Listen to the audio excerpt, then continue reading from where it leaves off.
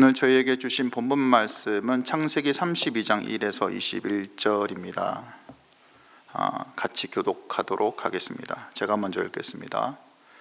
야곱이 길을 떠나서 가는데 하나님의 천사들이 야곱 앞에 나타났다. 야곱이 그들을 알아보고 이곳은 하나님의 진이구나 하면서 그곳 이름을 마하나임이라고 하였다. 야곱이 에돔벌 세일 땅에 사는 형 에서에게 자기보다 먼저 심부름꾼들을 보내면서 지시하였다. 너희는 나의 형님 에서에게 가서 이렇게 전하여라. 주인의 종 야곱이 이렇게 아뢰입니다. 저는 그동안 라반에게 몸붙여 살며 최근까지도 거기에 머물러 있었습니다. 저에게는 소와 나귀, 양떼와 염소떼, 남종과 여종이 있습니다. 형님께 이렇게 소식을 전하여 드립니다. 형님께서 저를 너그럽게 보아 주십시오. 심부름꾼들이 에서에게 갔다가 야곱에게 돌아와서 말하였다. 주인 어른의 형님인 에서 어른께 다녀왔습니다. 그분은 지금 부하 400명을 거느리고 주인 어른을 치려고 이리로 오고 있습니다. 야곱은 너무나 두렵고 걱정이 되어서 자기 일행과 양떼와 소떼와 낙타떼를 두 패로 나누었다. 에서가 와서 한 패를 치면 나머지 한 패라도 피하게 해야겠다는 속셈이었다. 야곱은 기도를 드렸다. 할아버지 아브라함을 보살펴 주신 하나님, 아버지 이삭을 보살펴 주신 하나님, 고향 친족에게로 돌아가며 은혜를 베푸시겠다고 저에게 약속하신 주님, 주님께서 주님의 종에게 베푸신 이 모든 은총과 온갖 진실을 이 종은 감히 받을 자격이 없습니다. 제가 이 요단강을 건널 때에 가진 것이라고는 지팡이 하나뿐이었습니다만 이제 저는 이처럼 두 무리나 이루었습니다. 부디 제 형의 손에서 에서의 손에서 저를 건져 주십시오. 형이 와서 저를 치고 아내들과 자식들까지 죽일까 두렵습니다. 주님께서 말씀하시기를 내가 반드시 너에게 은혜를 베풀어서 너희 씨가 바다의 모래처럼 셀 수 없이 많아지게 하겠다 하지 않으셨습니까? 그날 밤에 야곱은 거기에서 묵었다. 야곱은 자기가 가진 것 가운데에서 자기의 형 에서에게 줄 선물을 따로 골라냈다. 암염소 200마리와 수염소 20마리, 암양 200마리와 수장 20마리, 젖을 빨리는 낙타 30마리와 거기에 딸린 새끼들, 암소 40마리와 황소 10마리, 암나귀 20마리와 새끼나귀 10마리였다. 야곱은 이것들을 몇 대로 나누고 자기의 종들에게 맡겨서 자기보다 앞서서 가게 하고 때와 때 사이에 거리를 두게 하라고 일렀다. 야곱은 맨 앞에 선 종에게 지시하였다. 나의 형 에서가 너를 만나서 내가 네 집 사람이며 어디로 가는 길이며 내가 끌고 가는 이 짐승들이 다 누구의 것이냐고 묻거든. 너는 그에게 이것은 모두 주인의 종 야곱의 것인데 야곱의 그 형님 에서께 드리는 선물입니다. 야곱은 우리 뒤에 옵니다 하고 말하여라. 야곱은 둘째 때를 몰고 떠나는 종과 셋째 때를 몰고 떠나는 종과 나머지 때를 몰고 떠나는 종들에게도 똑같은 말로 지시하였다. 너희는 에서 형님을 만나거든 그에게 똑같이 말하여야 한다.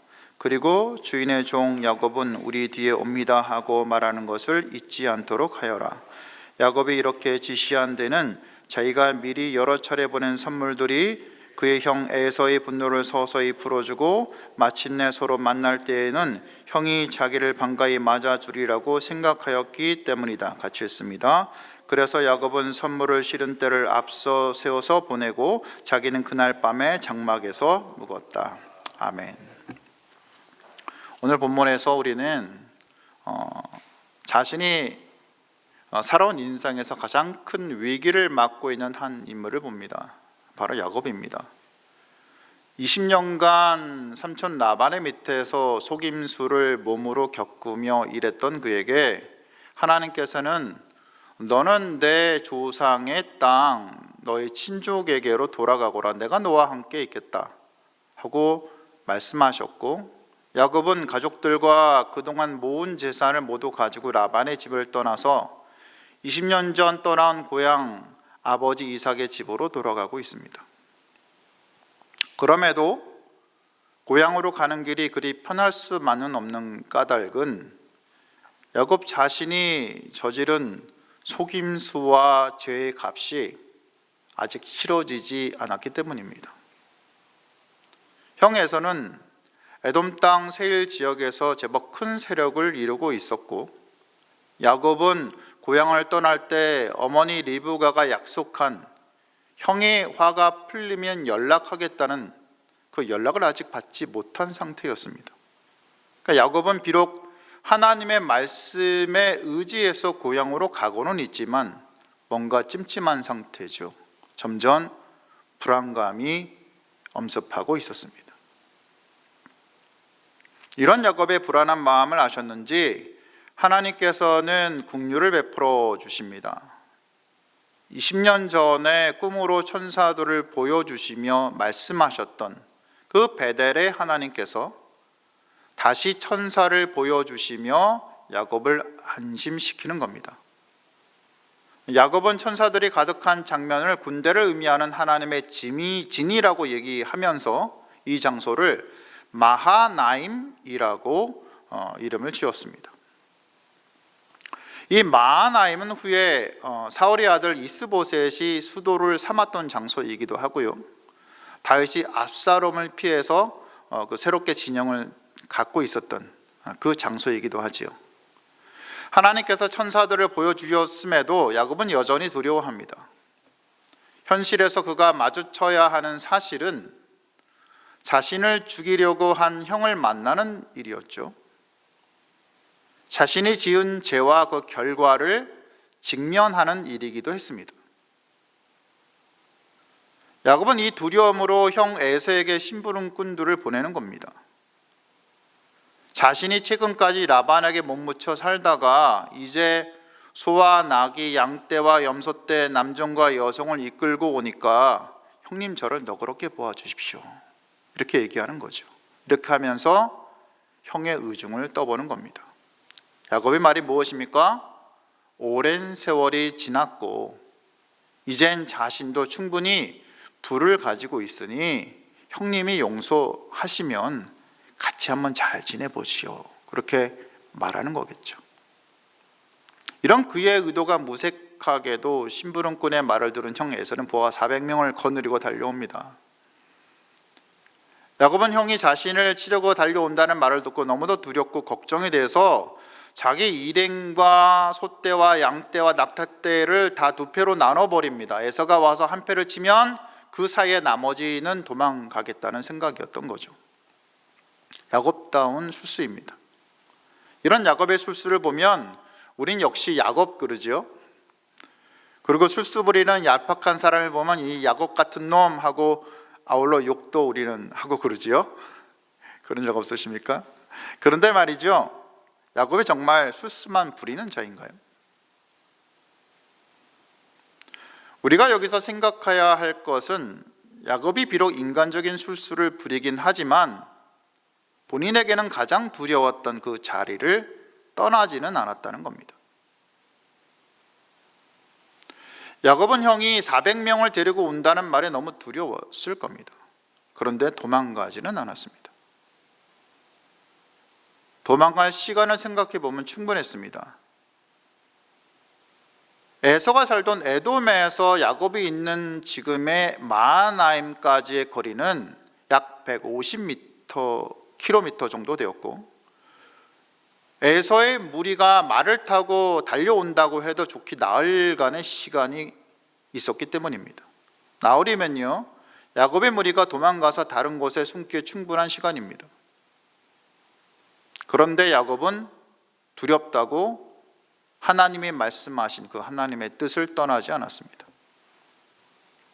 아니, 야곱처럼 두려움이 많고 현실적인 사람이 왜 그랬을까요? 하고 생각해 보면 지금의 야곱은 형을 속이고 장자권과 축복을 빼앗은 그 야곱은 아니라는 것을 우리는 알 수 있습니다. 지금의 야곱은요, 사랑하는 여인 라헬을 위해 14년을 무임으로 일했던 야곱입니다. 인생의 쓴맛을 다 보았습니다. 다시 6년을 일하면서 하나님의 도우심을 경험했고, 또 자신을 쫓아오는 라반의 무리를 돌려보내는 하나님을 경험한 야곱인 것입니다.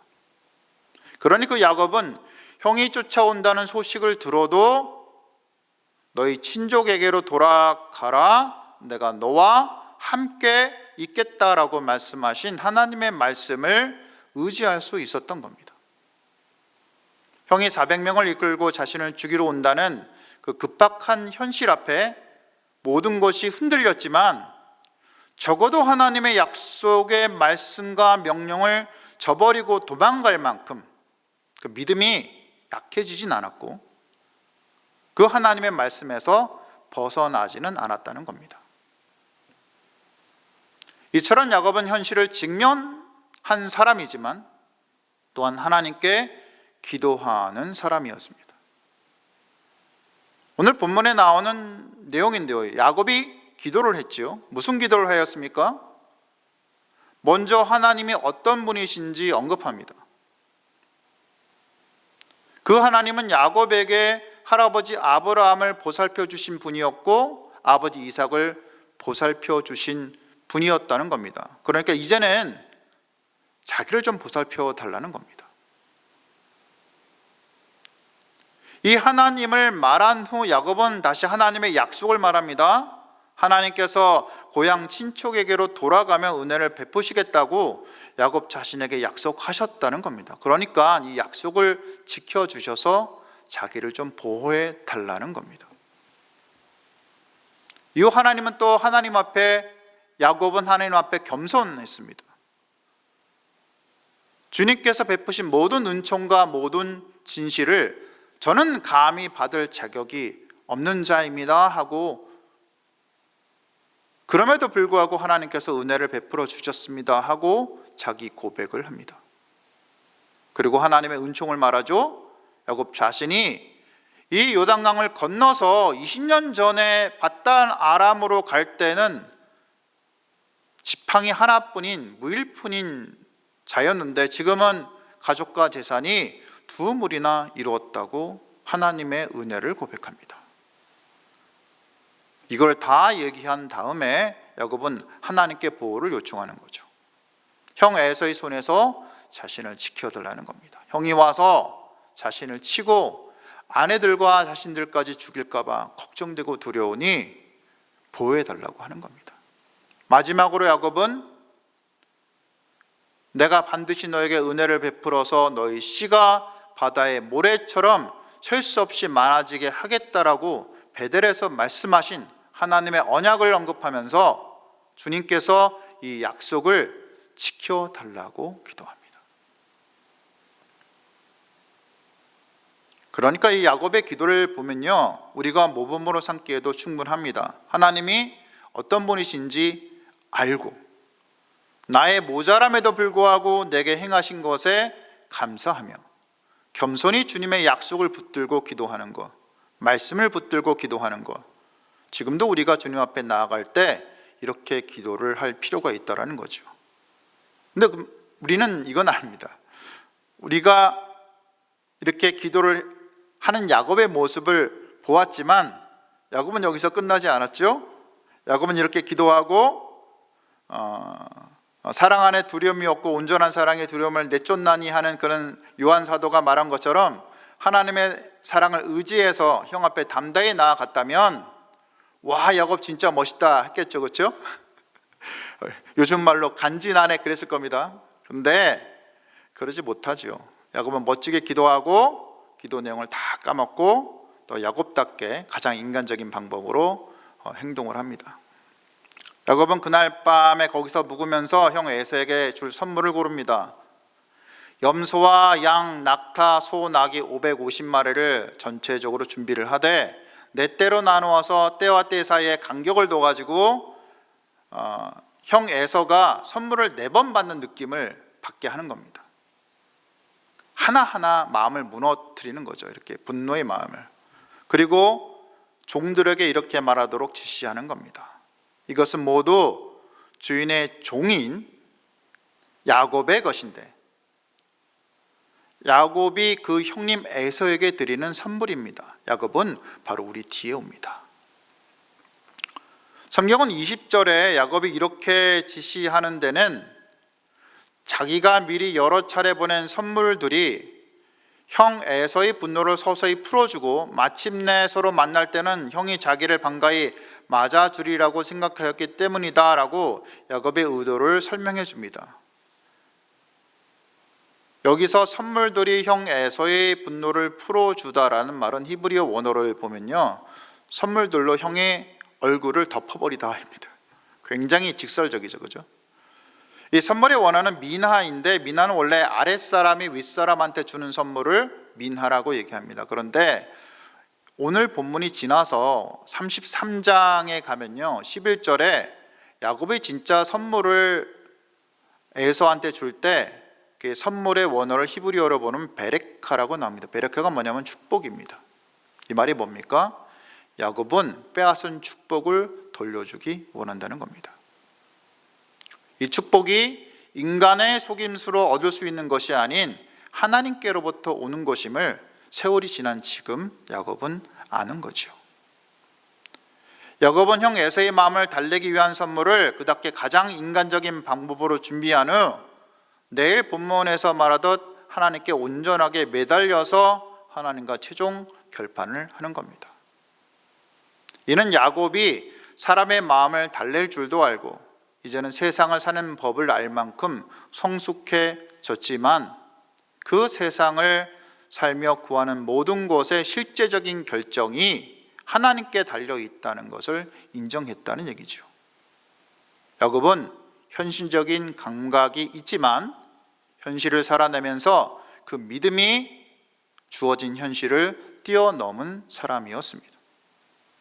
말씀을 정리합니다. 우리는 늘 두려운 일들을 만나며 살아갑니다. 현재 누리고 있는 안정이 늘 있다는 보장이 없기 때문입니다. 사업이 망할 수 있습니다. 직장은 나와야 할 수도 있죠. 우리는 늙고 힘이 빠질 것입니다. 병이 들 수 있습니다. 언젠가 죽음을 맞이할 수도 있습니다. 아이들은 커가는데 그 가정이 순조로울지 걱정되기도 합니다. 여러분 살면서 야곱보다 더 하나님만 의지할 자신이 있으십니까? 아니면 야곱처럼 인간적인 방법은 다 쓰지만 결국 실제적인 결정이 그분께 있음을 믿고 기도로 매달리는 인생은 살고 있으신 겁니까?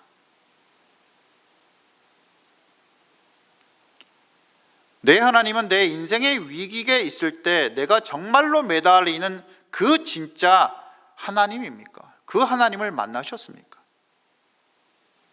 아니면 내 기도와 내 현실은 여전히 따로 국밥입니까? 성도 여러분,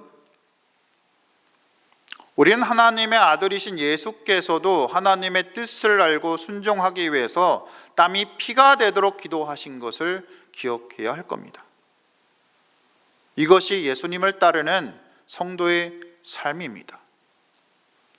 이 말씀을 들으시는 모든 분들이 현실의 두려움을 겪을 때 비록 흔들리더라도 힘들더라도 현실의 실제적인 결정을 내리시는 분이 하나님이심을 알고 그분을 믿고 의지하며 말씀과 기도로 살아가는 분들이 모두 되시기를 주님의 이름으로 축복합니다. 말씀을 기억하며 기도하시겠습니다.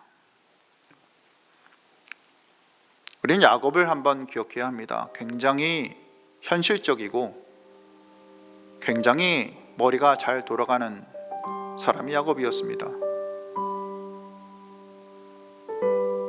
어떻게 해야지 현실을 벗어날 줄 알고 위험을 벗어나는 것을 알고 행동할 수 있었던 사람이었습니다. 우리 역시 그러지 않습니까? 살면서 이렇게 하면 이 위험을 벗어날 수 있고 저렇게 하면 내가 이렇게 해서 돈도 벌 수 있고, 저도 그렇습니다. 가끔 이렇게 하면 돈 벌 수 있는데 내가 지금 뭐 하고 있나 하고 한 생각이 있습니다. 그런데 정말 하나님 뜻입니까?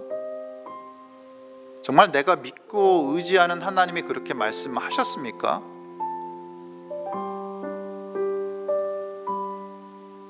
그리스도인들은요, 내 생각을 벗어나서 살아가야 됩니다.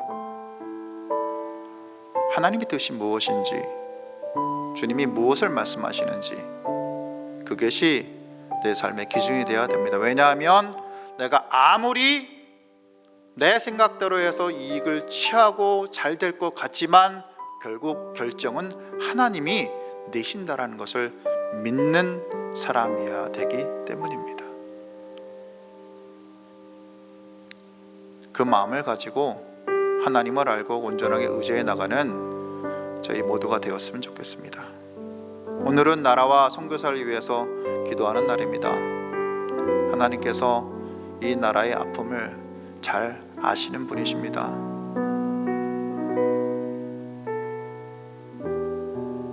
많은 분열을, 남과 북이 갈라지고 정치가 갈라지고 아픔이 있습니다. 근데 사실 하나잖아요.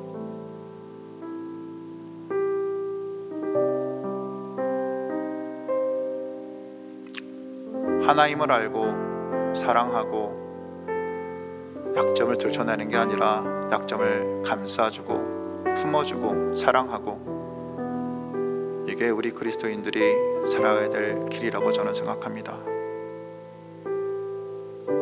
그런 여러분들이 됐으면 좋겠고, 또한 선교사를 위해서 기도하는 날이니 열방 가운데 참 하나님의 복음이 잘 전해질 수 있도록 기도하신 후 각자 개인 기도하시고 돌아가시면 되겠습니다. 기도하시겠습니다.